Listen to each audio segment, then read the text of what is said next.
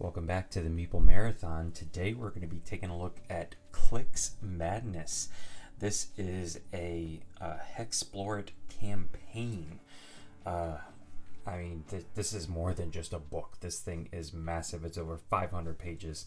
But this allows you to take your Hexplore It game and play through a campaign that slows down your character progression a little bit, but gives you this immense story. That in this situation, it's technically a prequel story. Klik was I believe, goblin that was a boss per se that you could encounter in the original Hexplore Valley of the Dead King. So this is really about his, uprising, and this is all taking place before the Dead King arrives. So this is a prequel story in and of itself. But instead of just kind of playing one-off scenarios and growing your character as much as you can and then taking on the Dead King, this is a connected 4-chapter campaign for Hexplore It. So everybody was asking for it, and they have delivered. Just first of all,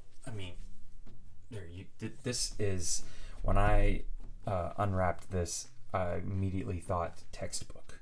This is like the size of a high school textbook. It, again, is over 500 pages. You could put this on your coffee table. So let's shift over here. I'm not going to show off any spoilers or anything like that, but I do want to go over some things. First of all, they've got these nice ribbons here for you to save your place. Now, that is so you can flip back and forth between a few areas of the book. I completely understand from their point of view that they wanted to keep it all in a book and not have to produce another set of cards. But you'll see here shortly where I felt like a set of cards, a small deck of cards even, would have been really nice with this set. Obviously, if you have this, you have to have a copy of the Valley of the Dead King, so you could just throw those into your box. But anyways, here you can see campaign encounters. The last section of the book comes in at 504, and then it goes from there. But there's a prequel. This is meant to be somewhat of a tutorial mission of sorts, but then there's 4 chapters, but these are not like real quick chapters. Don't think that you're not getting your money's worth out of here. You can see that the prequel starts on page 35, and then we go all the way to 443 where chapter 4 roughly ends. So that's over 400 pages, approximately 100 pages of narrative story per chapter. All right, I'm blown away right now by the contents of this book. So obviously there's some overview about how to use this book, what have they added. There's obviously rules that are a little different from the standard set of rules. The biggest one being your power-up deck here is in a sense a timer. So to keep the game moving and keep you from just milling power-up cards and things like that in certain areas, you have this timer deck, which is represented by your power-up deck. And what's unique, and you can see briefly here, your timer deck is set up at the beginning, and then you have all the rest of your power-up cards over here. So there are times where you could add power-up cards to your timer deck, increase your time, gain more time back. But otherwise, you're flipping these over. But anytime you want to gain a power-up card, if you're given the opportunity to gain one, you have to take it from your timer deck. And it doesn't go into this pile here. It just is, or it certainly doesn't go back. It is removed from the time. So by powering up in this campaign version, you're actually reducing the amount of time. It takes you time to power up, I guess you could say. But there's nothing really here out of the ordinary. There is a fair amount of rules to go over here, but I think if you're familiar with the game, it shouldn't be too bad to pick up this, slightly changing things on the game turn sequence, but they're not like breaking the game. But then there's this kind of stuff here where there's a whole new set of items and services that you would not get in the core game. These are specific to the campaign. So this would be an area that you may need to flip back to. Whole set of, and a lot of these you probably have already seen, but a whole set of keywords and things like that here in the hexicon. And then you have opponents. So they note here that they have included encounters and bosses and stuff like that from the core box, but also from the expansion, from the living card deck, and if you have the hero chest. But all of that is optional. So if all you have is the core box, you can still play Klik's Madness campaign. Have no fear. But they give you the opportunity that says, hey, if you'd like to play this encounter, go for it. If not, defer to this encounter. But then this is the area that I felt like they could have, thrown us a bone and given us some cards. Because obviously you're going to be encountering some of these, and these are unique encounters that are specific to the campaign. All right, you're not going to find these in any of the expansions or core boxes. These have been created just for this campaign, and it's not always going to be one of these. And you can see here there's several of them, and we even have some bosses here. I'm not going to go any further because I don't want to spoil anything. And I don't think they're spoilers really, because in the normal game you would have all the dry erase placards, and you'd get to look through all the bosses anyways. But just in case, I'm not gonna go any further. But sometimes you will be encountering encounter cards or bosses from the core set, and optionally from the, say, expansion. Other times, though, they're going to tell you to take on the Goblin Agitators here. And they'll let you know that these are going to be in the book. And there's actually 2 places for these. Not 100% sure why they did that, but if you go all the way back here to the back of the book, you can see that they've got them here. And what's more of what you would expect the encounters to look like. So I guess technically what you could do, it says here you could download these in this form and print them off yourself. So maybe that's what they were thinking, that we could have thrown it in there. But from what I understand, this book, and there you can just see the thickness again, became way bigger of a project than they were expecting. So they probably were attempting to cut costs somewhere, and I'm fine with that. But anyways, here you can see there's, you're getting some unique opponents, and let me just kind of jump past some of this stuff here. Okay. Creating your hero is, pretty much the same. You're going to create one hero, and you can use all of the other volumes of Hexplore to create your hero if you want to. But what they have done here is they've created what they call heroic moments. And these are moments that if your race or role meet a certain criteria, sometimes it may just be, are you a healer, a sapper, an assist, striker, utility? There's going to be certain passages in the narrative that only you can address if you are a specific hero. And they've mixed them up. It's all not going to be all one person. But what they have done here on this table is showing you, well, if you're a vagabond, there's going to be 64 chances for you to have a heroic moment in the game. Whereas if you're a sorcerer, only 40. That's, still quite a lot. And then you're going to include, an addition to your race. So if you're a Highlander, you're not getting as many heroic moments. But if you're an angel born, and this is just the base game, you can see here the expansion symbols. But if you're an angel born oracle here, you're looking at 88 some odd chances of having a heroic moment. Now, there are paths to the narration, to the story. There's going to be events and encounters that first time you play through it, you're not going to experience. So there is some replay value in that, but that just sounds really cool to me, that, there's going to be 88 times where you feel really special because you are a angel-born oracle. I thought that was really cool. So yeah, they kind of cover, creating hero. Then they cover how the chapters go. You'll notice here that there is going to be specific encounter cards that they're going to tell you to pull out to create your circumstance row or deck. They're going to tell you your timer deck, unique chapter rules, also triggered events. This is another thing that does not exist in any of the core rules, but essentially if something happens, if you reach a certain space on the board, or if you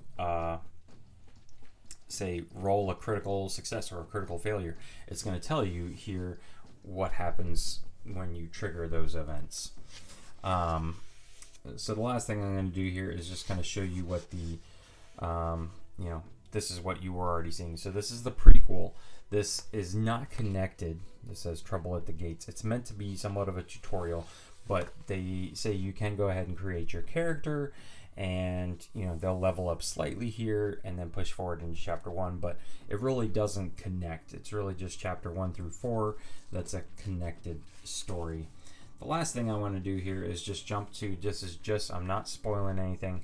This is just the introductory page for chapter 1, but I just want to highlight on this area right here. You can see that they have decided that this is the way the hexes would all work themselves out. They're not going to be randomly generated, but you're only focusing at least on chapter 1 in this little area. And then chapter 2, maybe you'll come down here, and then chapter 3 over here, and chapter 4 over there. You can, however, travel back into previous chapters to do stuff. Time will work a little differently in those instances, but that's basically how this book is structured. And then very quickly, just focusing on the prequel, you can see here these are all the passages that are numbered that you would come across. So obviously I didn't want to spoil anything, and again, that was just the prequel. But then there's over 400 pages of this juicy goodness. So let's jump all the way to the back of the book. Here we have some NPCs that if you come across them, you can jump to the back of the book here and get more details on them. And then NPCs have some side quests, so I want to jump past all of this to, without spoiling anything, to the 500s. Yep. All right, so some really nice kind of stuff here in the appendix, I guess you could say. So this is the sheets and handouts, and they say here a lot of this stuff can be downloaded, printed off at your leisure. This is the first thing. So this is, I pointed to earlier, the chapter says, all right, we're focusing on this area. If you wanted to go ahead and build out the entire world as they see it to be, you could go ahead and do that. It's going to take up a ton of table space, but there it is. I just think it's cool that they included a large version of it so you could see it. Then again, they have the campaign encounters that give you the directions to print them off on your own if you wanted to do so. There's another page of them. Then they have these hero sheets, which you can use the placards that come in the game to keep track of some stuff, but they have created these two separate hero sheets here to keep track whatever your fancy may be. And again, they give you a place to go and download these. Probably what I'm going to be doing, because you could just print these off and then use pencil and eraser and things like that. I'm probably going to print these off and then dry erase them. There's a much nicer area for your consumables in your backpack, but also things like the day counter here. This down here is going to be slightly different. And I'm wondering if this appears to be like maybe you make it a double-sided or you have two sheets. I haven't looked at it into too much detail, but really nice that they included this even to begin with and didn't just say, all right, get out a scratch sheet of paper off to the side to track your days and things like that. So again, all this can be downloaded. Here's again a look at the world map, but this is more like giving you stuff like, all right, where's the shrines going to be, where's the roads connecting, undervalley exits, just a different overlay. Purchasable items here, campaign specific items. Again, this is really just a really nice appendix at the back of the book. Here's triggered events specifically for your chapter. So again, this is included. This is all written down in the chapter introductory pages, but if you wanted to print this off and have it handy so you don't have to flip back, there you go. And then a notes section, and then also just to let you know, if you have not seen like my unboxing of Domain of Mirza Noctis, they went ahead and announced as part of that the next edition, which they've done every time. So when they come out with Mountain of Godai here, which is going to be a core box, Volume 5, they will be coming out with Campaign 2, Fall of the Ancients. That's going to be Forests of Adramon. So more juicy campaign goodness. And that's, I believe, going to do it. Yep. So again, this is just a incredibly ambitious project by everybody over at Hexplore It, and this is not a huge company. They pretty much produce Hexplore It and that's it. They don't make any other games. So to have put this 500+ page beautiful book together is just incredible in my opinion. So I definitely wanted to show this off on the channel. And if you are a fan of Hexplore It, or if you have always felt like the Hexplore It games are a little too dry for you, you didn't like the kind of just one-off scenarios that it created, you wanted more of a connected story, well, here is your answer. This essentially is like, a D&D book for Hexplore It. This is a way for you to run a D&D, a true RPG, D&D-esque RPG, solo, out of the box, no dungeon master needed, with a great theme, advancing your character, skill checks, stat rolls, all that juicy goodness. Here it is, ladies and gentlemen. So check it out. If you enjoyed this video, please consider giving it a thumbs up. And if you'd like to see more content in the future on Hexplore It or any other soloable board games, please consider subscribing to the channel. I may, if there's enough requests, play through the prequel mission on the channel just so you guys can see how it works. I certainly am probably not going to do anything else because it is a campaign and I don't want to spoil anything. So with that being said, once again, thanks for watching. Have a great day.